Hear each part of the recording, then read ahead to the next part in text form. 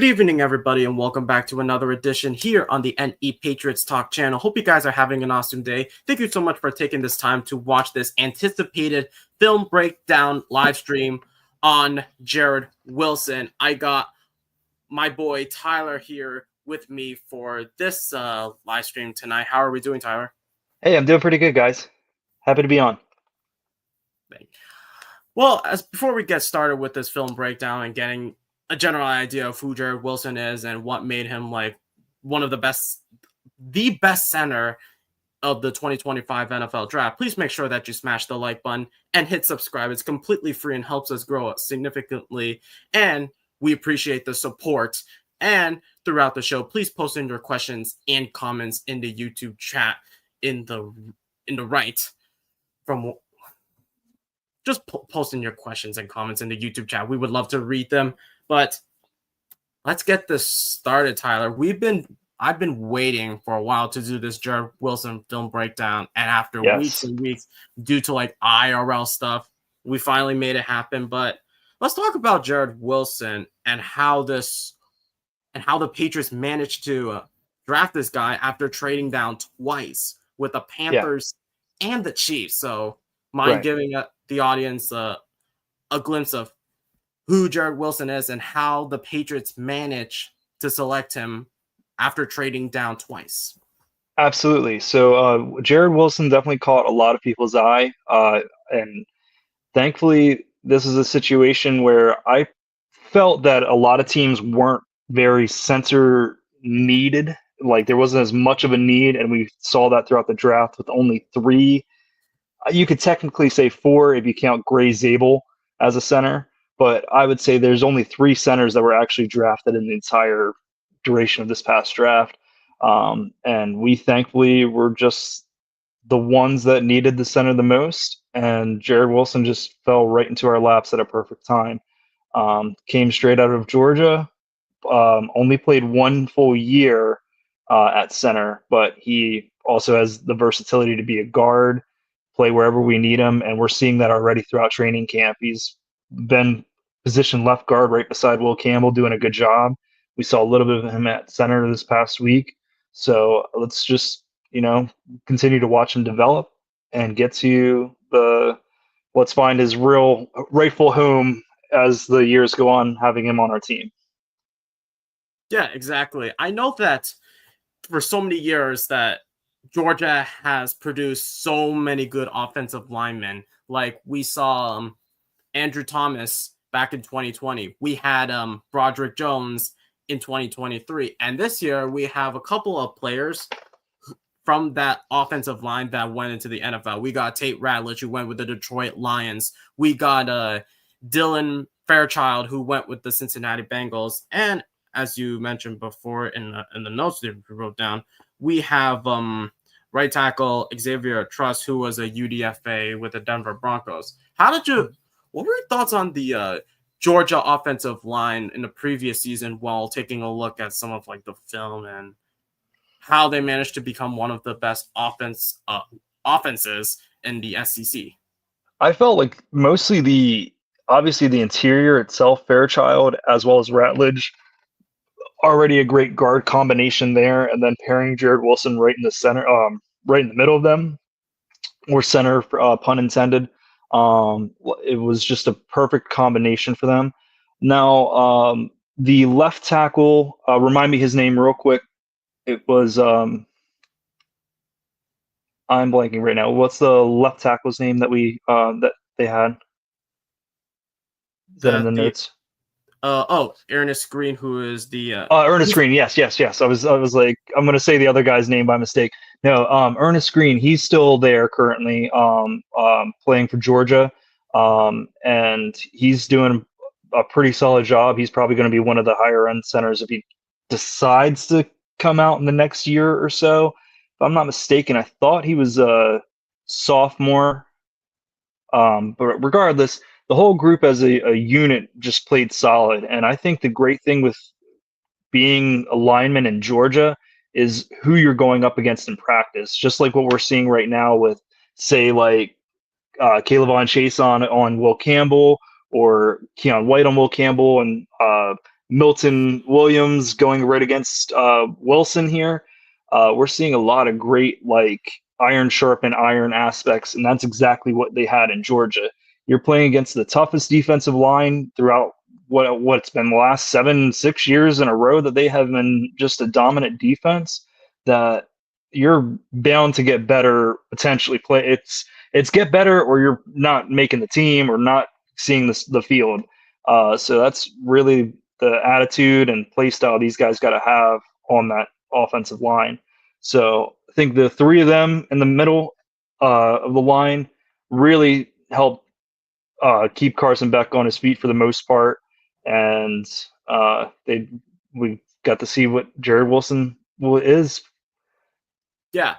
Speaking of Jared Wilson, we know that he came out from one of the most well-known, if not the most established schools in the SEC conference. We're talking because Georgia, as we all know, has been in the top of the leaderboards now, like top 10, I would say, in the AP polls by coaches and media experts, I would say. Right. But when we talk about Jared Wilson, considering the competition that he practiced against throughout so many years in college, even though he only started one season at center, we saw him like going up.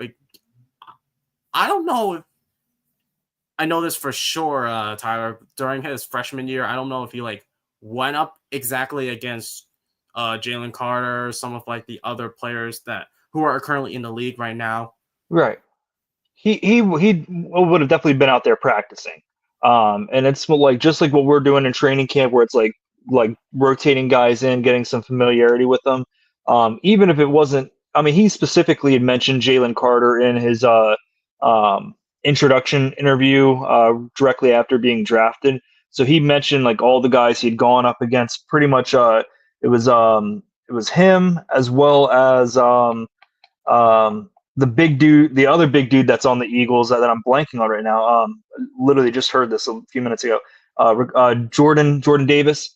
So like there was numerous like guys that he just constantly went up against that just helped him. Like this is it. This is my chance. If I'm getting thrown in front of these guys, I have to show that I belong here. And I mean, clearly he put in the time. He waited patiently for his moment to come. He got the whole start last year, only missing 2 games, and here he is on our team. Yeah, that's interesting to know. So when it came to the draft, we knew that center would be a gaping hole, considering that we did release David Andrews this past off Right. season. There's going to be so much unknown with Ben Brown being like the backup center, and then we signed Garrett Bradbury to a 2-year, $12 million deal after being released by the Minnesota Vikings, when Minnesota basically signed Ryan Kelly to like one of the most biggest deals I've ever seen. How did the Patriots manage to select Jared Wilson with their second, third-round pick after trading down with the Panthers and then trading down with the Chiefs and getting that extra fourth-round pick for this upcoming draft? Yeah. As I mentioned earlier, I think it was just there wasn't much of a need for a lot of the teams and throughout centers. We only saw 3 that were taken, and then the others that are around are pretty much UDFA's. It's not very common or a high demand to get a center. We've seen it with the dude the Ravens took, I believe, a year or 2 ago. We also have seen it with the guy that we'll be facing in week 1, the Raiders center.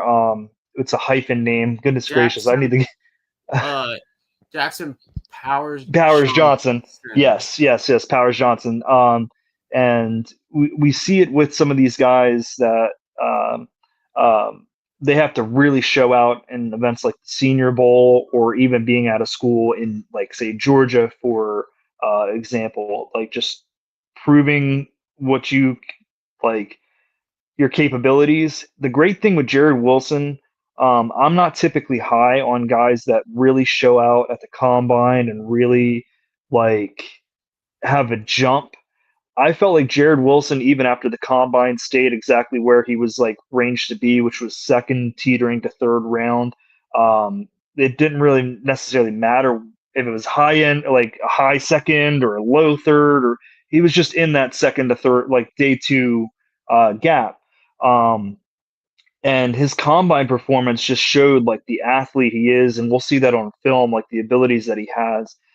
In general, he is a freak athlete. He had a what was a 4.86 combine speed, as well as a good vertical jump. 1.78 was a 10-yard split. I had all the stats, I believe. I'm doing this off I my got some phone, but stats. He had a 4.84 8.4. 40-yard dash at time speed. He had a 1.72 10-yard split, a 32 vertical jump, and a 9'4" broad jump. I would say. Right. And so he showed out at the combine.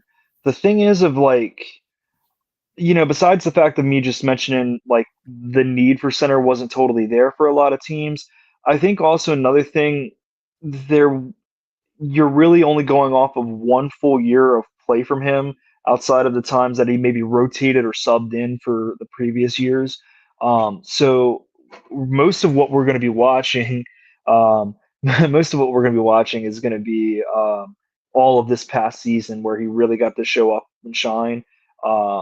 And That's really all that the teams that were scouting him have to go off of is what we saw last year. So kind of a limited sample size. Some teams can, see all that they need to see out of that, but other times it's like, maybe say quarterbacks, like I really need to see a lot more from this guy, and that can drop them down to like second or third round.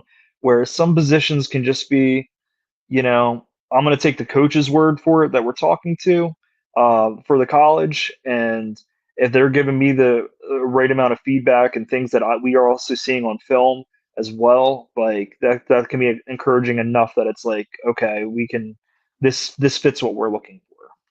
Yeah, and I know outside of the combine and even during some of his film, we know that Jared Wilson, in spite of having that one full season as a true starting center, I would say, we know that he's an athletic freak. Yes.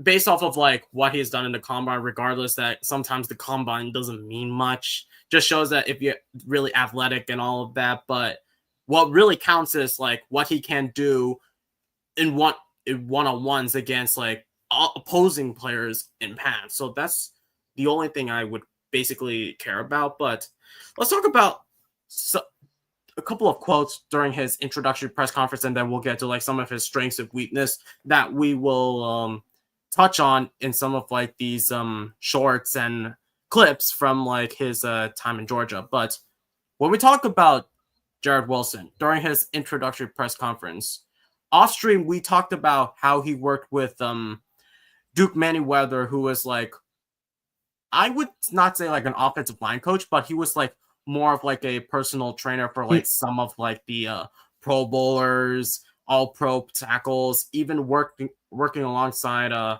LSU's first rounder Will Campbell. Right. He's a very well known and respected guy throughout the draft process. He really he's got great techniques, and he pretty much just knows what teams are looking for. Um, I, I won't say I know a crazy amount about him.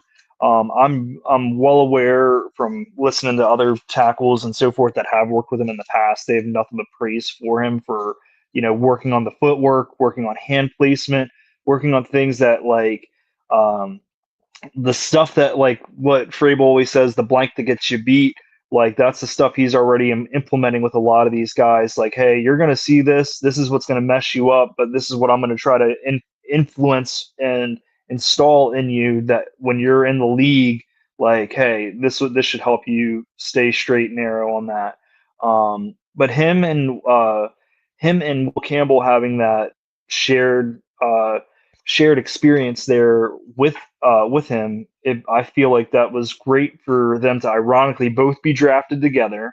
They're coming into the team and OTAs together.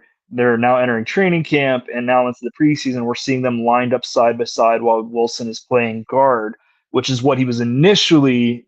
I meant to bring this up earlier. He was initially brought into Georgia as a guard, converted to center, and he basically just got to has been able to just showcase what he can do beside like Will at guard.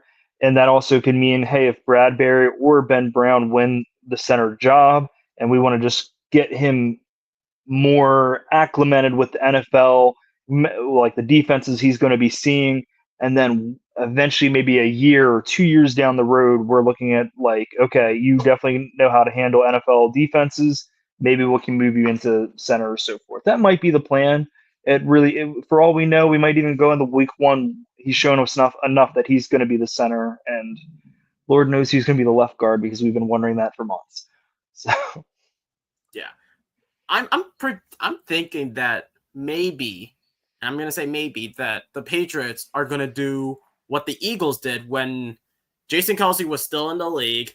They drafted a center, I would say, in Cam Jerkins to be like their future center. He did play a bit at guard during Jason Kelce's final years with the Eagles. Could you see something similar with the Patriots, like having Garrett Bradbury at center and then maybe Jared Wilson at left guard, even though during his time at college he played majority of right guard, and I don't think that he took a snap at left guard. yeah, I mean, and you're referring to Wilson. I'm sorry, I had to knock my cat down. Wilson was who you're referring to for left guard. Yeah. Yeah, yes. So I mean, we've already been seeing it in camp, and I think he's shown a very good job. I think I think a lot of people are going to hit on the play that we saw in the first week of preseason with against the Commanders, where there was a split or a twist, where he had a guy that he's initially blocking. The guy pushed off of him to go around on Will Campbell, so they can have to try to switch off. And I think a lot of people are harping on that. Really, it's two rookies. It's two guys still learning the NFL. And honestly, I think if they've already got good chemistry together, and if that's what Frable, McDaniels, and Maroon are all seeing that these guys like should be who we should run with this year, then I'm all for it. I think that's a good move. It's a good introduction for him in the NFL. Okay. Last thing before we like touch on like we get to like the main event where we break down film, and we're gonna do like somewhat of like a lesson 101 on how to watch film and blah blah blah. But sure. What are the important aspects, I would say, when we have to watch Jared Wilson's film breakdown? Like, what is he really good at, and then what are some of the things that he could work on that us fans should know? I think overall it's the intangibles. He's insanely smart, and you hear it in a lot of his interviews as well. He's just basically just fully there. Like he knows what he's seeing out there. He's quick to point things out. He didn't allow I think he only allowed one sack the entire time last year, as well as just like his athleticism from what we saw in the combine matches exactly what you see on film. So when it comes to run blocking, he's able to like skirt out and go right over to whichever side he's blocking to, and getting in place of the defender, trying to secure that run block and get an open lane going. He's great with double teams. So say if like it happened that he's at center this year, we have Cole Strange wins the left guard job. Like he'd be very good with like getting double teams down on either side of the ball, whoever's left and right guard. And if he is left guard, we already saw them do a good combo block already. I believe it was one of the big Travion Henderson runs on week. Pretty sure what? Yeah, it was the Commanders game. We saw a good combo block with him and Campbell as well. We probably shouldn't be showing any of the NFL film because Goodell will be coming down hard on that aspect, but at least college film's kind of free game in that aspect. But he's great with numerous aspects of it. There's some things that can be redefined. Obviously, more experience will definitely help him. I've seen conflicting reports, and I don't I don't really know what to fully believe because from what I've seen, he handles twists okay.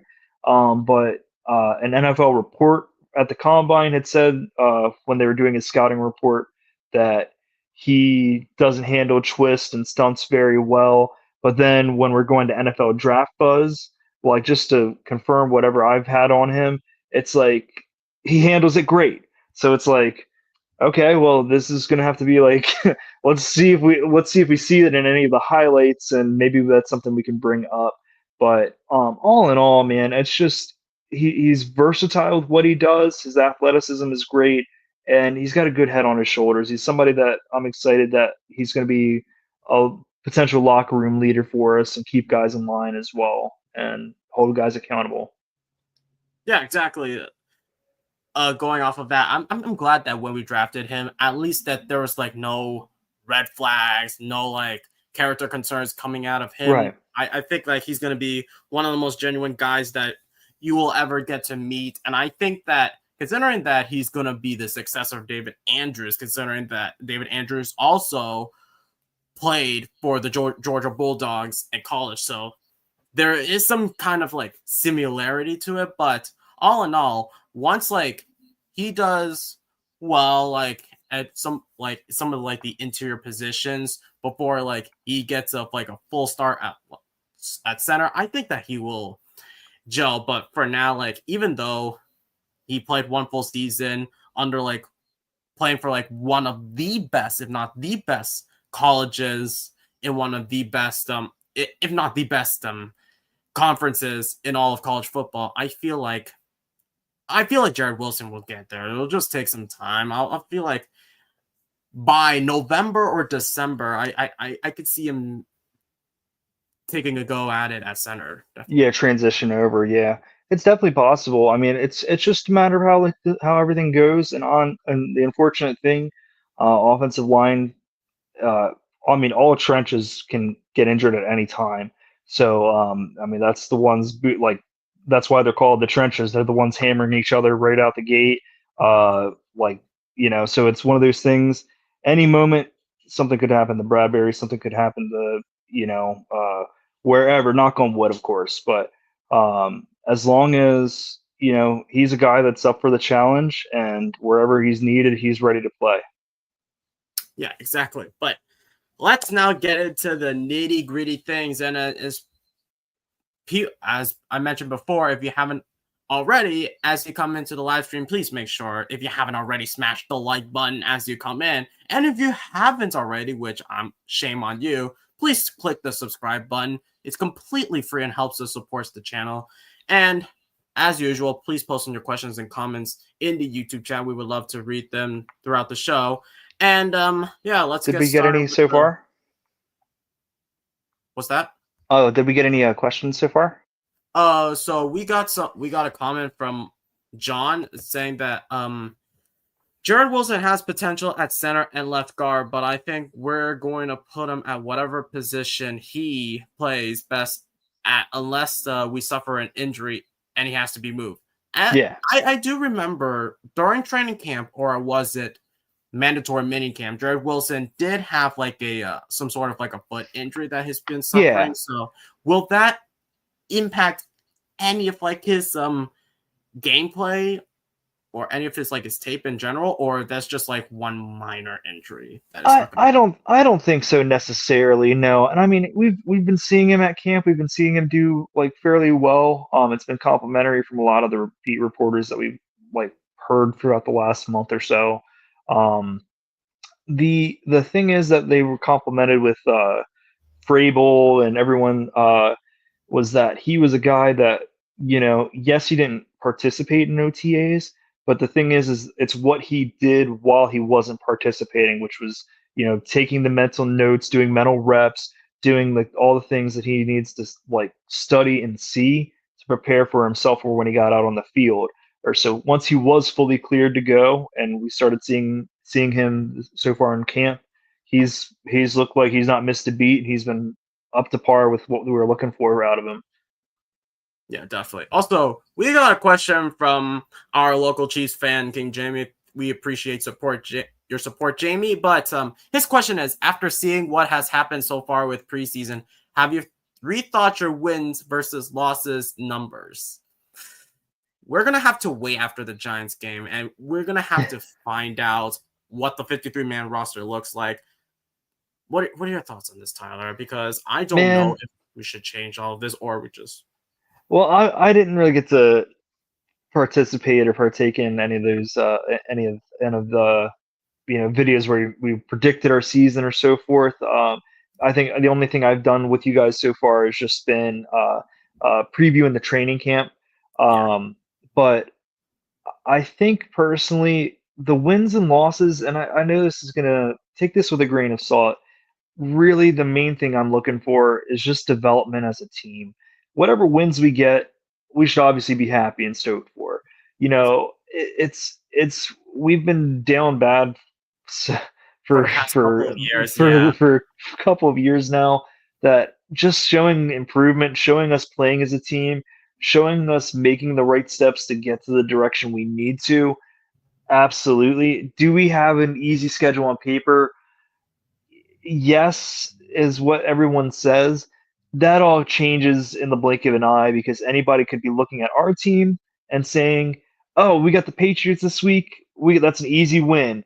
Well, if we start doing well, then that number shifts for their schedule. Like it happens frequently. Like every year, the easiest schedules always turn out to be middle of the pack throughout the year, and so on and so forth.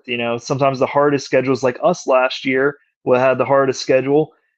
Turns out by week 15 or whatever, they're saying our schedule was actually pretty easy based on how everybody performed, which I don't want to talk about last year.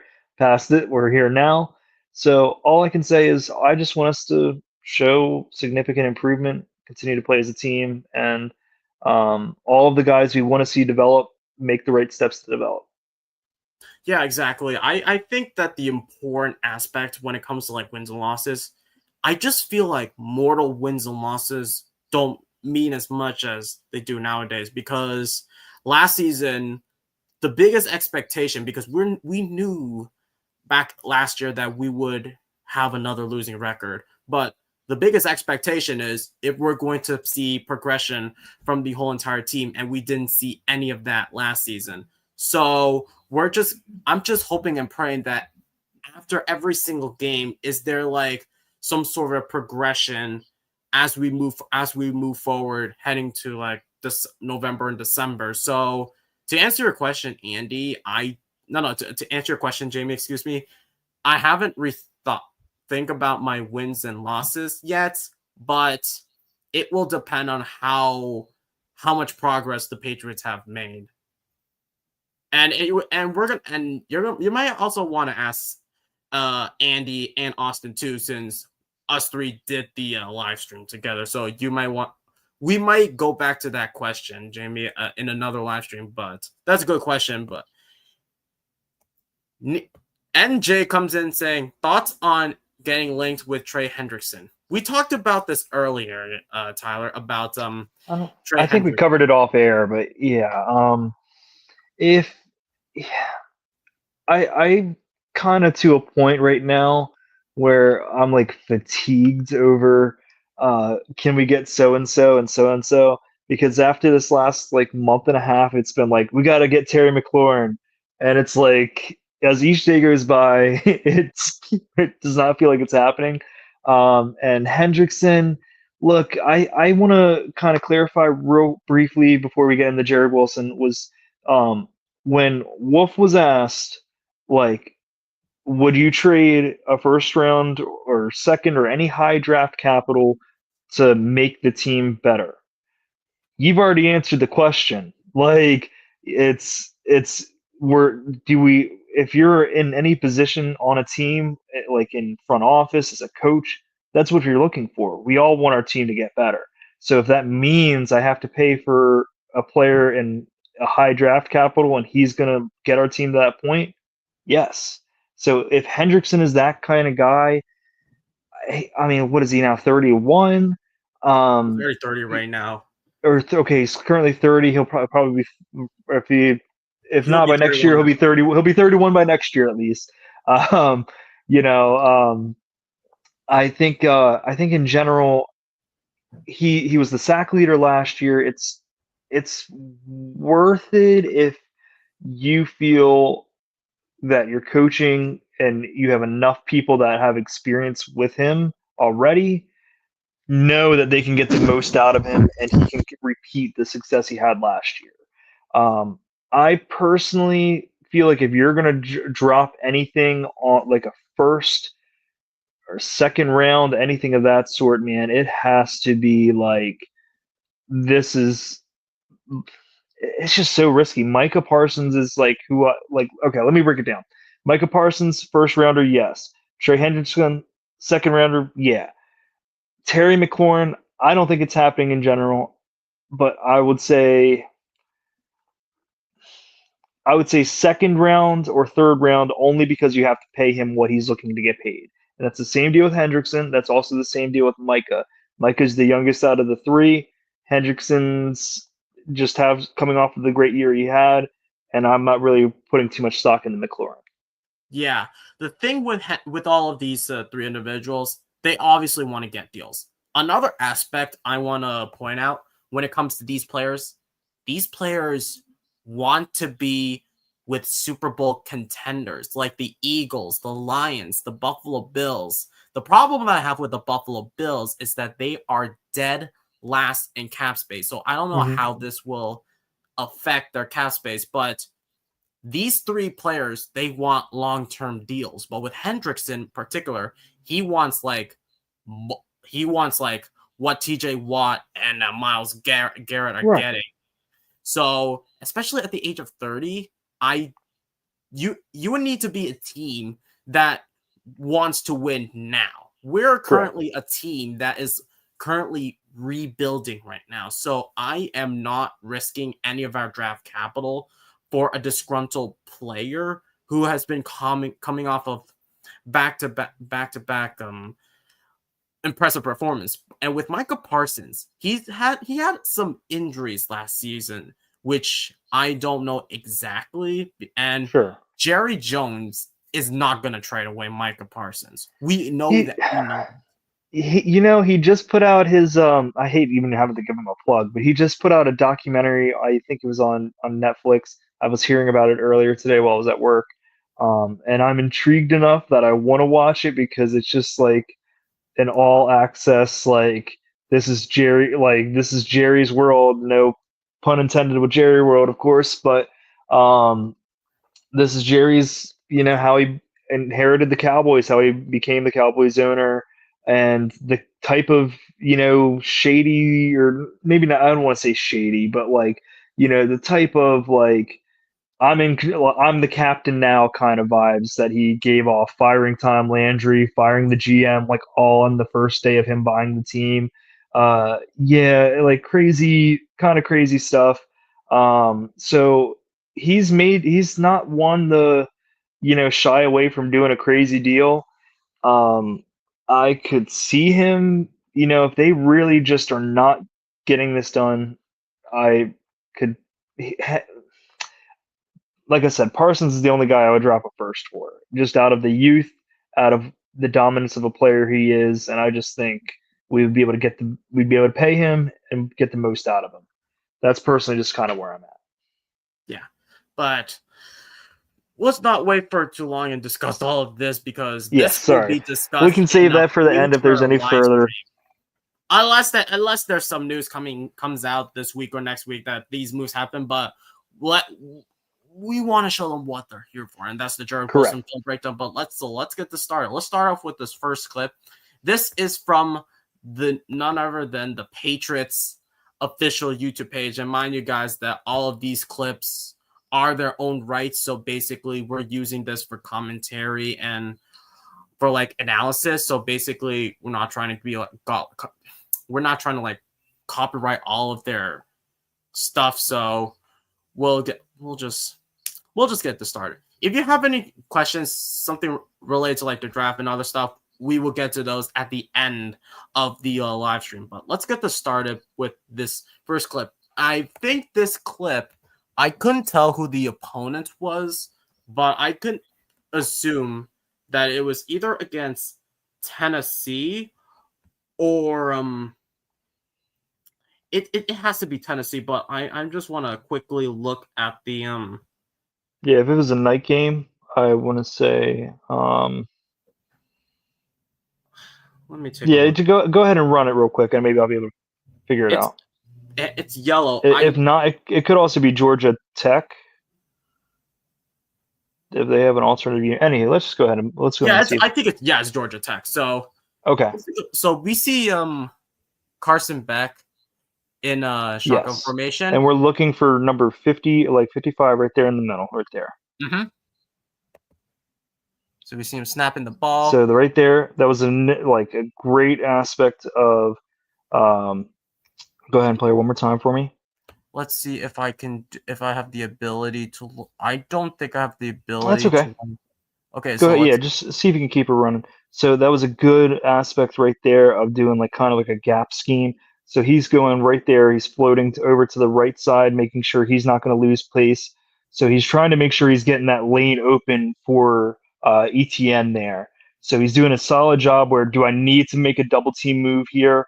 Okay, nah, I can see right there. Routledge has got him. I'm going to go ahead and bounce off and pivot over here and take care of the guy right in front of me and creating that open lane.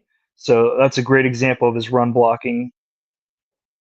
Yeah, especially we know that when we looked at the PFF scores, so I'm going to pause it for a brief moment. Mm-hmm. We saw on the PFF that he was a good pass blocker, but there are times where he could be a good run blocker. In the league, in this particular offense, we know that Drake May, he has the mobility, so as a run blocker, he's gonna be okay. But do you think now that going up against like some of like the tackles that he might go up against, like Matabike, got Daquan Jones, you got Quinnen Williams, you got Zach Zietler. Do you think that Jared Wilson could like thrive going up against these defensive tackles, whether it's 3-tech, 1-tech in like the league? I mean, time will tell, but I think he's done a great job with guys that have already been in the league, with Barmore and Williams. I mean, they're not, maybe they're not Jalen Carter, but they're at least like what you're gonna see. Like you can't get too far off from the size of both of those guys and play style. Now Jordan Travis or something, that guy's a freak human.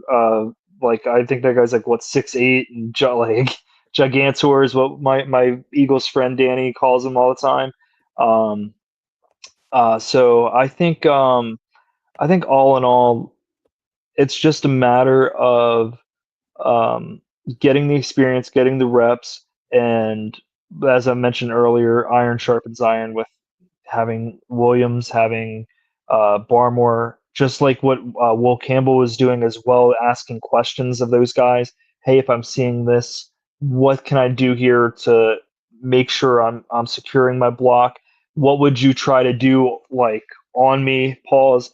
What would you try to do on me for this situation here? So if I have you in, let's say I have you in a double team block here, if there's a move that you would try to shimmy out or back out, or if I'm trying to get you in the A gap, or kind of do like more of a gap blocking scheme or something of that sort, like how would you try to shimmy out and get past me to get to my running back, like just so you can continue to create that open lane, something of that sort. Essentially, those are types of questions he's going to learn. They're all going to come in time.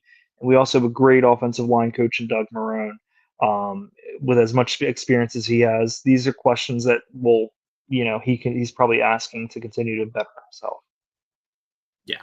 So now let's get into another play, and this one is up against Georgia, and no, not Georgia, going up against Florida, and they won that game 34-20 against the Florida Gators. So let's take a look at this play. Oh yes, okay. So we see Jared Wilson line up against 93. We see Mhm. Carson Beck, a shotgun formation. Yeah, just flat out bully ball. It was a lot of bullying ball. So we don't get to see much of how the running back of like because we're not focusing on the running back. We're focusing Yeah, on yeah, which I'm glad this is more like this is what we would call like all 22. So this is like you're not seeing this on uh uh whatever ABC to watch these games. This is what like the actual college scout, like not college scouts, but like NFL scouts and film junkies are actually looking at to study these players. So this person here has it focus solely on him, which is going to be great for us for this little clip. So we right see there, it's flat out pancake, get him right into a weak spot, push him, knock him over.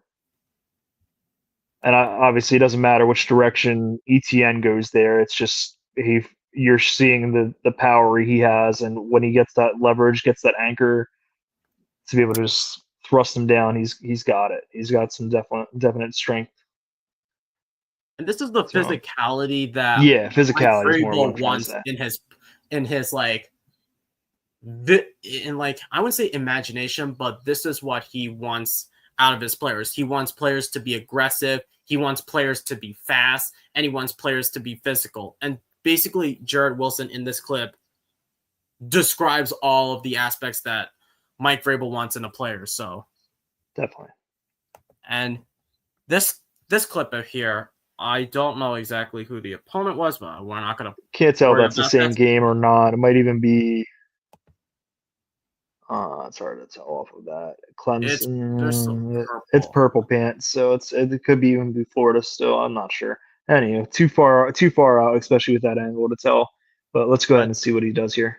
it's like All right, so goes that immediately comes right out, zero. kind of in that, like I was saying, like the um, gap blocking kind of thing, goes right to the position or gap or zone blocking, essentially, getting right to where he needs to go to, covering that guy.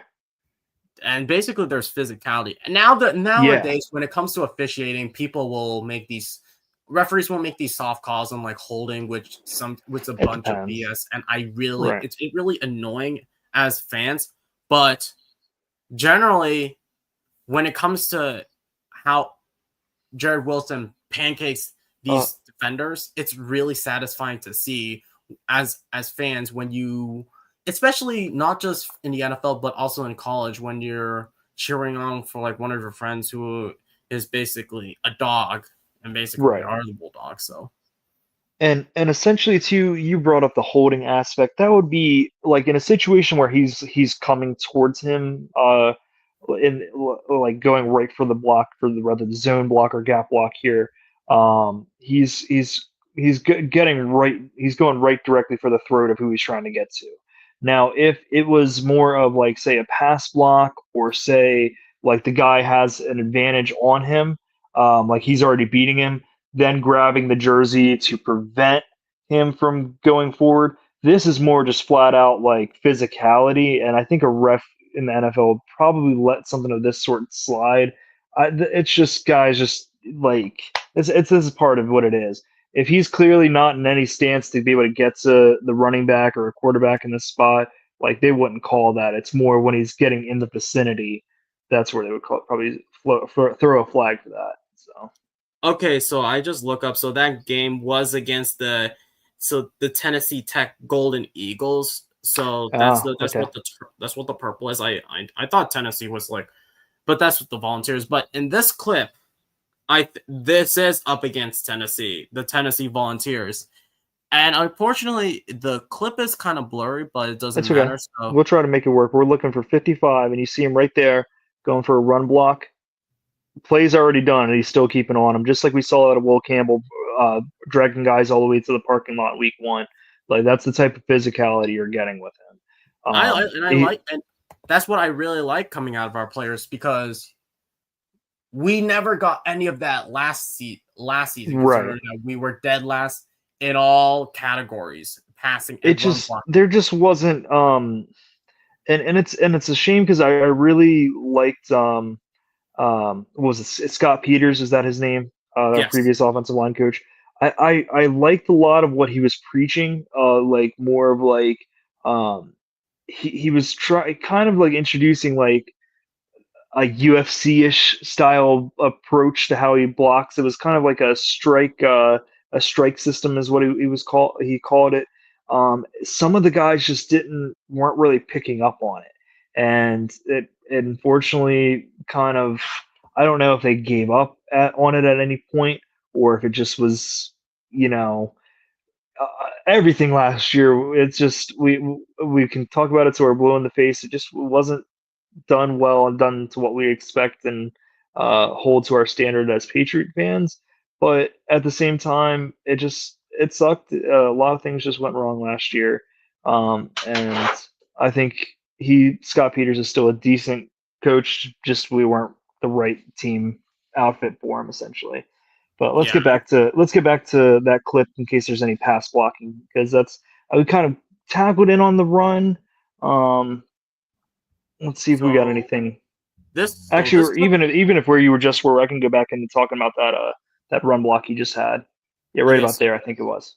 let's talk Yeah, about that against Tennessee. So yeah. So flat out, you're watching 55 lead get a lead block there, and I think he's just pushing on, hoping that hoping he's still chugging along. This here probably was Kentucky. If this was you alter. Kentucky, Yeah. Okay. and this is a passing And that's what's his name Walker. If I'm not Dion mistaken, Walker, I think that's Deion Walker there, the big dude, who is DT that now they with the had. Buffalo Bills. Yes. So we can go ahead and watch and observe this. So this is a passing block through Beck. So A little bit of double team there, but he still kept his anchor solid in place. Can you go back just a hair, like just start from the start of that play? So we know that in that clip, we don't see like Jared Wilson pancake him, but at least he's not like backing Right. down. At least That's he's not like losing in these yeah. 1v1 matchups. This is what I would like refer to as like anchor. Like he's keeping a solid footing, solid base there. Go ahead and resume it real quick and then pause when it's done. So he's just keeping a good base. And I think right there where you saw that little extra like help from I believe Ratledge there, as long as if I Ratledge believe is it's still in the game. Ratledge. Um, so right there, it was just you don't see anybody coming for Ratledge at that point. It's pretty much he's just there to kind of ensure everything's good. Like I think really that was great anchor, great foot placement, kept him in line, and really you just that's an excellent pass block you won out of a center, Yeah, exactly. And that's what especially for a guy that size too. So I yeah. think he's 6'5", 6'6", or something. Jared Wilson 6'3", by the way. We didn't get into any of his measurables or anything. We can do that after if need be. But Yeah. yeah, Deion Walker's a huge guy. Mm. But now this clip, this is up against one of Georgia's classic rivals, the Alabama Alabama. All Crimson right, Tide. cool. And unfortunately, this was a loss against the Crimson Tide. But let's see in some of like the positive moments that happened in that game. And Regardless, obviously, center is right there. First guy you see getting that block, that's a good pull down right there. So you see. So go ahead and back up just a hair. So obviously Wilson's leading the charge. He's the front guy right there that you're looking at, number 55. The guy that he's blocking there could not tell you exactly who it is, but if you continue to watch the clip, his feet are stumbled down. He does a great pull down. So that's basically I'm going to take advantage of this guy with bad footing here, and I'm going to make sure I'm knocking him out of the play entirely. Let me throw him to the ground and eliminate him so there's enough time for me to maybe get to a guy beside me that needs a help on a block or just keep him down in general. yes. So the next clip. This is another clip against the Florida Gators, and we're gonna see the back. Those previous clips that you see were from like the side view. This is from the backs of the players, so we could see like what the thought process was as like a quarterback. So like we can see what Carson Beck is thinking. Is he going to like do? This is like where Frable would be standing if he was watching the offense essentially. Yes.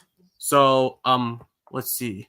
We see Wilson going to his left, and then we could see him blocking. immediately, like just backtrack. I know I I keep telling you what to do, but just watch like where he's like as he's going, just watch him look when he's looking for his right. He knows that guy's there. Like it's like instinctive. Like he just knew he was going to be right there. Like excellent like instinct, play awareness, and he just timed himself so perfectly with that. He sees that his tackle or maybe even tight end there has the block, so he's able to just go ahead and transition right into where he needs to be and keep the guy out of the away from his running back. And that's what we love, especially for a starting rookie that center after only having 1 year of this experience. is all with his first year transitioning from a guard to a center. It's impressive stuff what you're seeing out of him. Like, and the final clip I think in this video, and I know I lied. There's actually 2 more clips, but that's all right. Yeah, we can just keep rolling off of this. It's actually pretty decent compared to whatever that other video was. That was like too long. I think This is perfect, honestly. I think Tyler, to be honest, the all 22 clips it's giving me like a general idea of what I'm looking at. It's the best from an way. individual rather than watching from a team base. People like to focus on like yeah. So it's hard. It's hard when you are doing the full because there's so many like so if you're doing highlights, you just have to be very zoned in on what you're watching. So you can do it through highlights, but you have to be like, left tackle. So if I'm watching Will Campbell at LSU, I am, like offense is playing here to my left, defense is on my right. I'm probably looking as farther down on the field as I am to study the left tackle because of where the camera probably is. So, and if it's switched, if they're playing on the like that side of the field, now I can see Will Campbell closer to me, so I'm able to observe him. So you just have to be kind of visually aware of what you're looking for when you're watching the collective highlight films, essentially. All 22 is typically zoned in, like for whatever player you're searching for.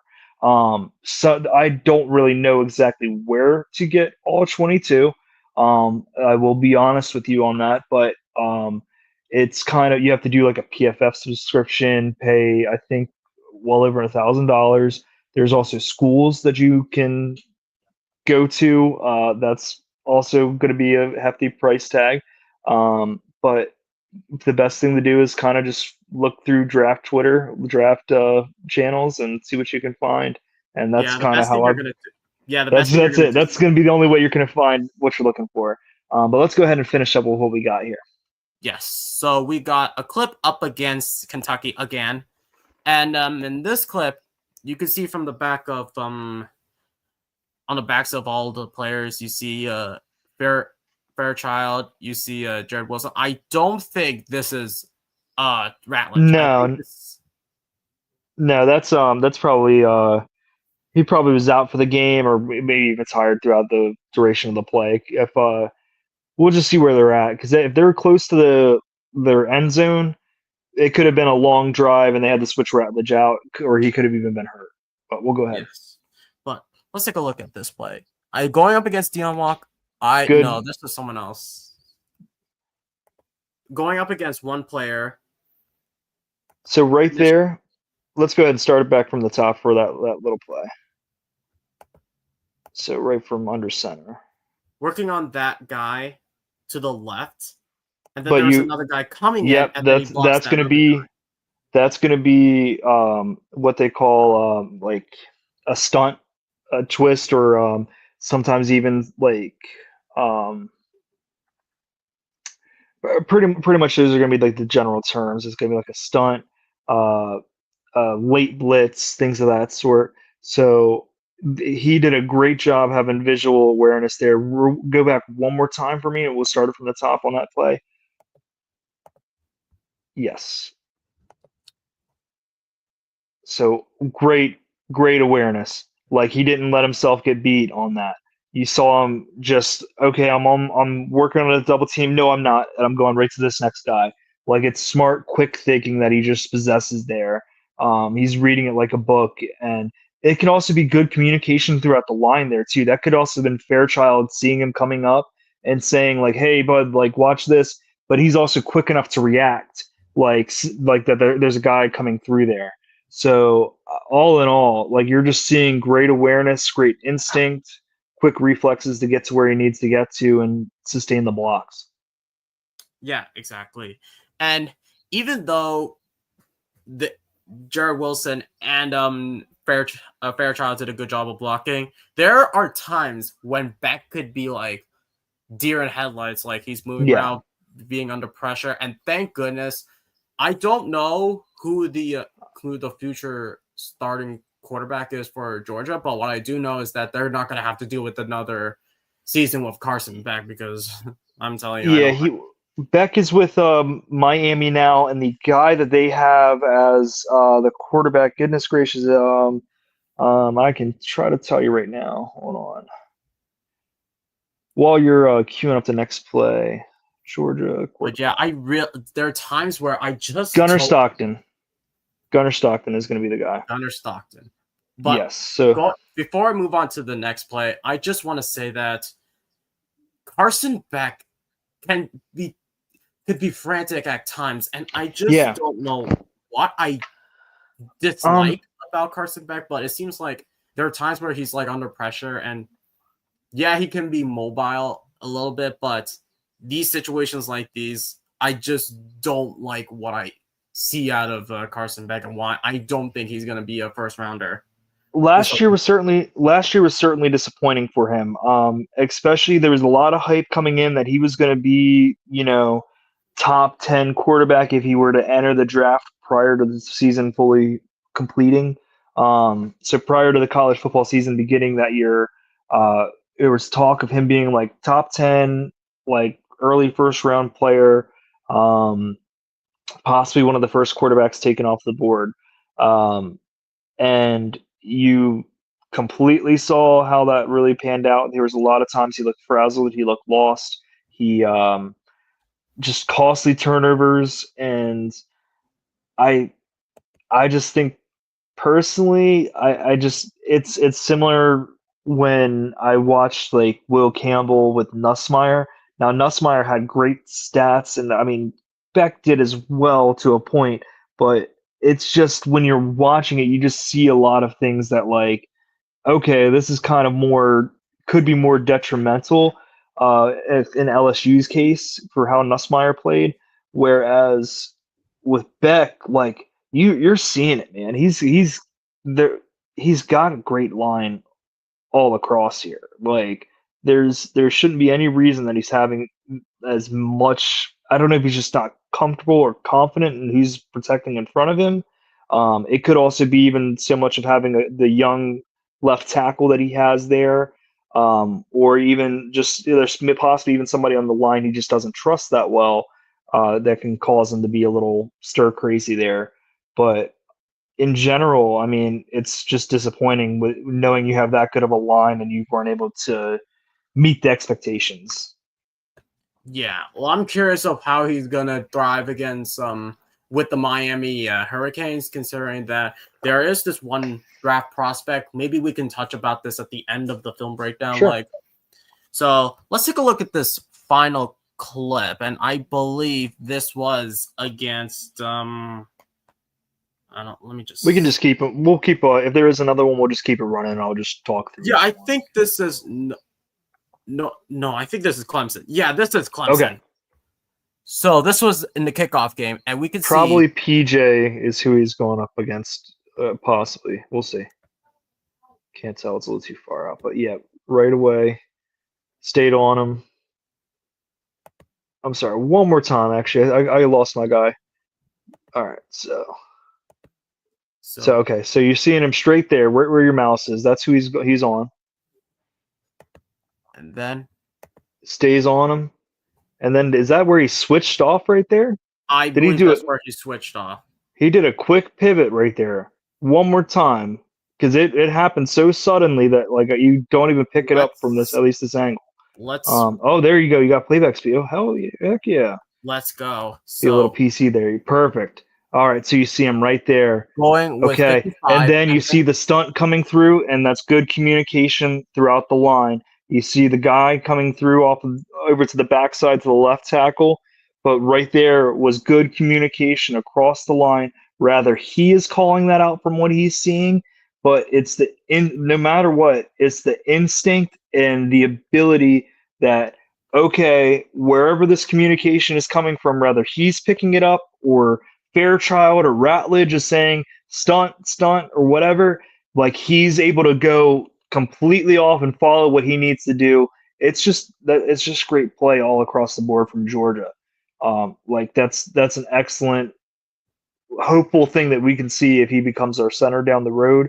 But just his blocking alone, like you can see he's going up against a lot of guys that are probably in the NFL or going to be in the NFL. This is the SEC. These guys Yes. don't play. It's serious business here. Let me get my camera right back to me. Yeah. But yeah, I mean, he you see a lot of great flexibility, versatility for what he does. Um, and I tend to agree with what I mentioned earlier, where NFL reported he doesn't handle stunts well.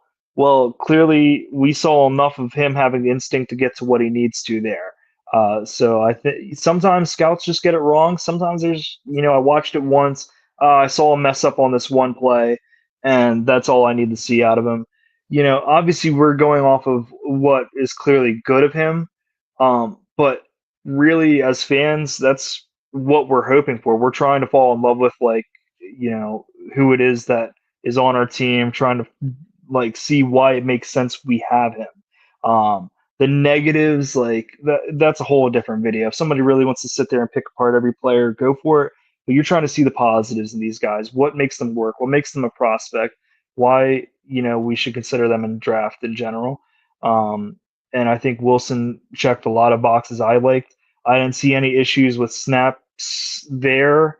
I mean, he was mostly a lot of out of shotgun passing, which personally I like with Drake May. Pistol, shotgun work, I think that's more of his bread and butter. So if they can get on a good rhythm and page there for Drake to Jared to Drake and that the hiking this aspect of it, in general, that's at least you're comfortable with who's in front of you blocking. That's the number one thing I took away from it. Yeah. But that is it for the film breakdown, and I really enjoyed the analysis, Tyler, because considering that you did throughout all this time you've been digging deep into some of these draft prospects, and we really appreciate the insight. But now let's get to a couple of your questions and maybe discuss a couple of draft prospects to preview for the upcoming 2020. Sure, yeah. If you guys have anything, feel free. I'm down to hang out for as long as you need me to. So I did start this question from NJ talking about the right tackle out of Utah. So we have, he said, I think if we keep that draft pick, the first round pick that we're supposed to trade for Trey Hendrickson, let's draft that right tackle from Utah Utes for next year. I'm gonna get the name mixed up, but let me pull up my notes.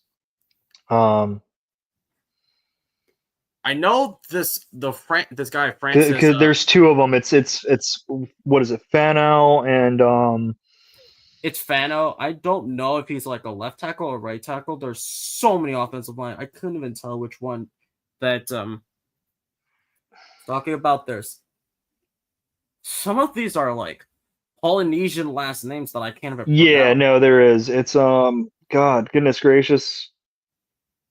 There's some Togia Jai, there's some Zeriowe Williams. I think they're all seniors and juniors, but yeah, so the right tackle there's Spencer Fano. He is left and right is what they're listing him as here. And then there is Lomu as well too. Lomu is who they have listed as left tackle for this. So Fano is who you'd be looking for right now, I guess I guess that's what they have listed here, was that he's going to be left and right. Has the versatility to play both. It'd be great. I kind of, there's a guy I like in Blake Miller, out of Clemson. Blake Miller out of Clemson. He is right tackle. He's got it's basically a similar thing to Will Campbell. They both have this play style, attitude, intangibles. I think that'd be pretty awesome to have basically a Will Campbell to the left and then basically the same player on the right. So there's some continuity there. Isaiah World is a freak, 6'7", 6'7", 6'8". He went from Nevada to Oregon, is where he's currently listed to play. Just a lot of questions if he can advance to the next level. And obviously, there's a Caden Proctor out of Alabama. He's primarily played left tackle. Out of For Alabama. right ta- for The right right tackle out of tackles, Miami is everybody who is talking about. yeah, and that's going to be Muanga. He's probably going to be like top 10. So it's all a matter of where we fall. If we finish like 15th or 20th, I don't think we're gonna get him. Maybe like a Blake Miller, unless he's like, if I bet you we're gonna get Blake Miller, unless that we Yeah, get the left guard out of Notre Dame. My concern with him is his injury history. I don't know who the left guard out of Notre Dame is. it's just a matter of the demand. That's all. It just depends on how some of these guys fall. The Utah guys are definitely like they're in the first round. The thing is there's sometimes some of these tackles do fall. Emory Jones is a prime example of that. Emory Jones was opposite of Will Campbell. He fell to, I guess, late second round. To the Baltimore Ravens. Yeah, he went to the Baltimore Ravens. So I mean, just in general, just sometimes he was like in the top 20s essentially was where Emory Jones was. So any of these guys can fall at any time. It just all depends on how their season transpires for them. Yeah, exactly. But it seems like that's going to be it with the questions. I think that Okay. concludes the show. But as always, Tyler, thank you so much for having you join the show as always. And I know for a fact that at some point, either towards the end of this month, Tyler will be leading the project for the upcoming Will Campbell film breakdown. I'm trying Yeah. to find out Well, when we're going to do that film breakdown. It's going to be one of the biggest projects we're currently working on. So we're gonna I'm, hopefully I'm, have I'm everybody that you've done a film breakdown with on. So I think well, basically, should I I guess give a little details essentially?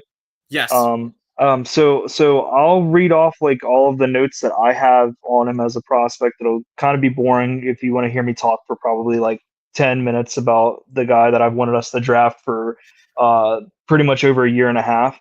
But I wanted us each, everybody that Dow's worked with, to basically watch Will Campbell, and even if we have to put timestamps in any of the videos, just say this is my favorite thing I saw of him, and we each pick out what we like. And I'm even open to picking out the things you didn't like and just telling you what I see, just like I did here with Jared Wilson for things I enjoyed throughout the highlight. Obviously, no prospect is perfect, especially in the offensive line. But if I can at least just, bring even further comfort or, you know, understanding that we went through this whole hell and back with arm length and measurables and all this. I personally just think the guy can play left tackle, and hopefully the guys feel the same way, and hopefully we get to see that on the field for Sundays as well. And I just want to justify everything I've seen. So hopefully that'll be a nice watch for us and a great team project we're going to do all together. yeah.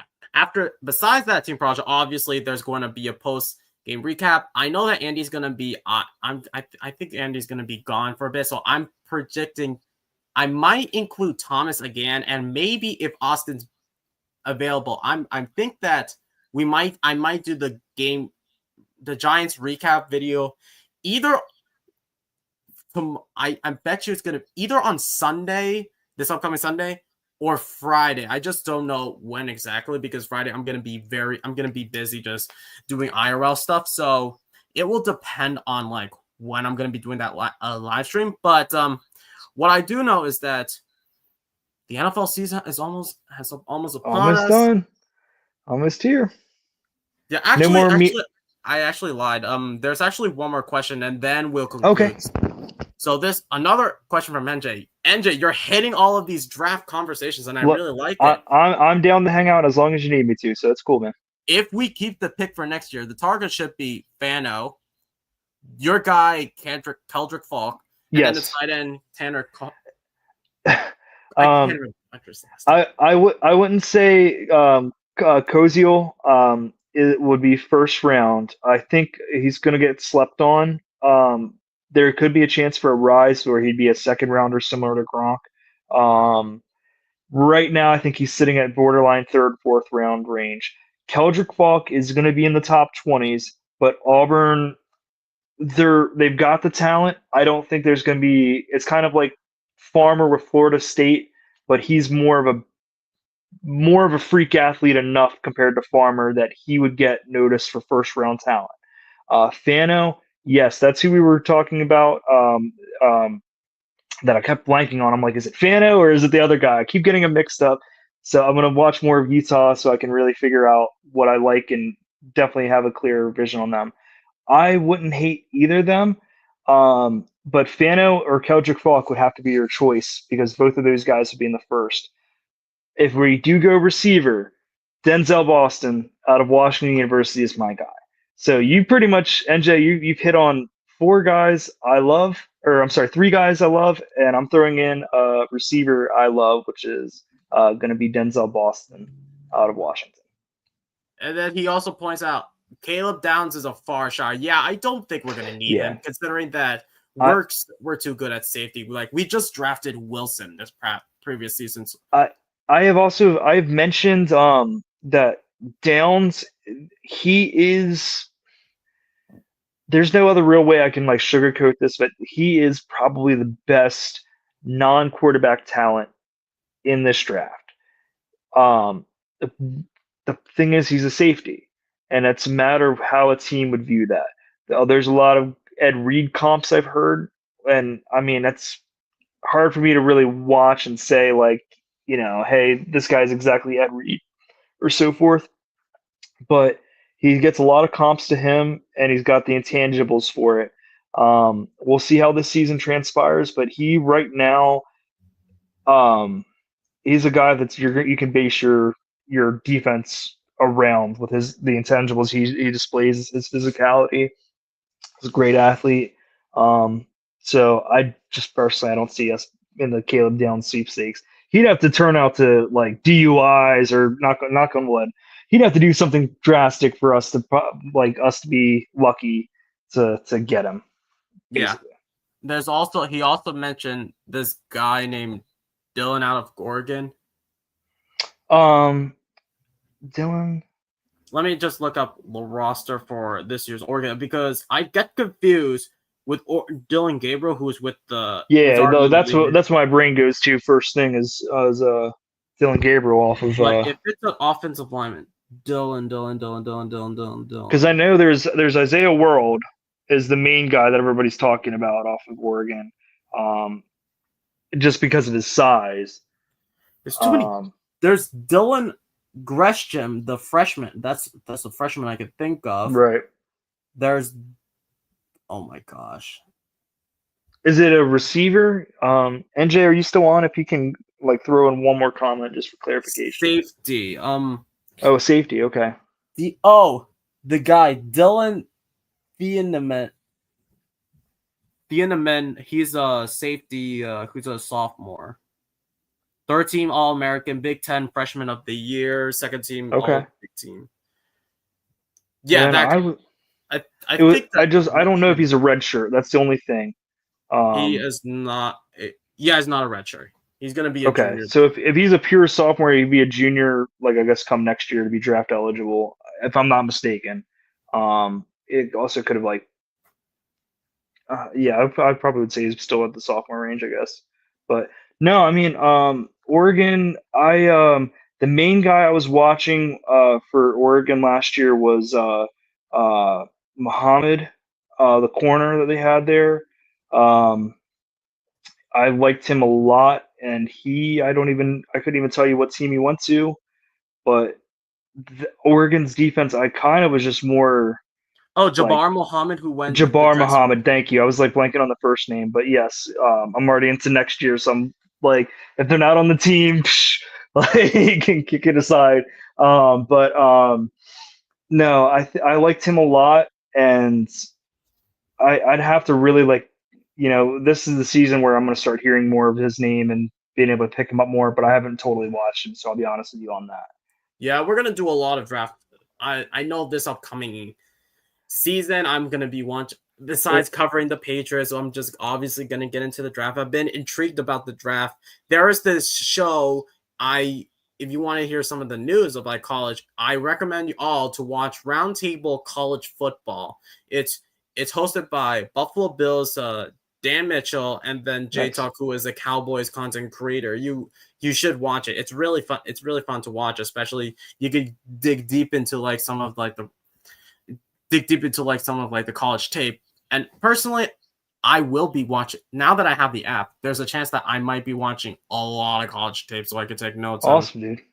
And I know that all 22 is gonna be. I might use all 22 even though it's so expensive. I mean, if you got the cash to drop, man, hook me up. Like, I wish. if we can work out something, if I could send you $20 every month just to get a rental on it, it's like so valuable for if you're just such a draft nerd. But no, it's not easy to come across. Like, there's not just like, hey, this is the website. It's like everything you're gonna find is gonna ask for a purchase. So you have to really rely on Twitter or X now, and just some guys on YouTube are putting up a lot of stuff. I think NFL Draft Board, I believe is his channel name. There are even guys like local for Patriots group, Pat Stats. He does a phenomenal job as well, covering numerous guys, people in the upcoming draft, people on our own team. He does great breakdowns of all 22 as well. He's brilliant. I mean, there's even things I've learned from him as well too, especially when it came to like talking wingspan and things in Will Campbell's camp, just to confirm like I'm seeing what I'm seeing. Watching his videos made me feel even more confident. Like I believe in the prospect. Um, just some other names there to throw in the hat to check out. Yeah. NJ is one last thing I think from NJ saying would love to join the call next time. So I'm thinking this is so I will be doing. There's a chance I will be doing some post game recaps. It will be a call-in show. When it comes to the call-in show, I will be doing this one particular format that I think Dan Mitchell is doing. The AFC's Roundtable has been doing. So it's gonna be more of like a radio show. So like you come in, you give your statement or question, you have something to say for like a minute and then boot you out because we want to give like reasonable time for callers to come in and give what they have to say rather than what I did in weeks past where I dragged on for way too long and then we all know what happened. Disaster happened. Yeah. We had like 2 hour live streams, which I really don't I like it's considering that's football, but sometimes if it goes unrelated, then yeah, that things where it goes wear and tear. So I will Sure. be doing this particular format this upcoming season. I don't know when I might start doing that either for the Raiders game or the Dolphins game. So Yeah. keep an eye on that, NJ, if you really want to do the call-in, because I stopped doing call-ins and doing question A format just so that we have the time to like get to all the topics, get through everything. So that's why I stopped. But if you're really interested, just remind me in this upcoming stream. We will discuss this with And once the and game. you and NJ, you can also talk to us as well through Patriots Global Discord as well. So if there's anything that I said that you want rather clarification on, or you want to just talk prospects with me, man, that's cool too. You just can see Paper Waves D, I guess, would be on the Patriots Global Community Chat on our Discord. I don't know if you have a link in our I description here would down. have to. Um, I would have to go through. You're gonna have to watch Patriots. You're gonna have to go through Yeah, Patriots yeah. If you go through and Patriots find Global that video. Videos, he has his Discord that's there. You can just hop in, and I'm always chatting in there because I don't think I have a life. So feel free to just rather shoot me a message if you guys have any questions or want to talk further about anything we discussed today.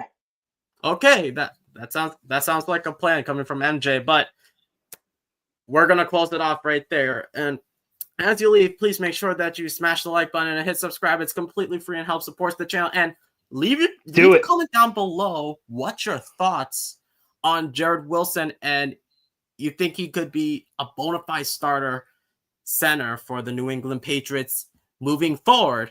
And as always, go Pats. Go Pats.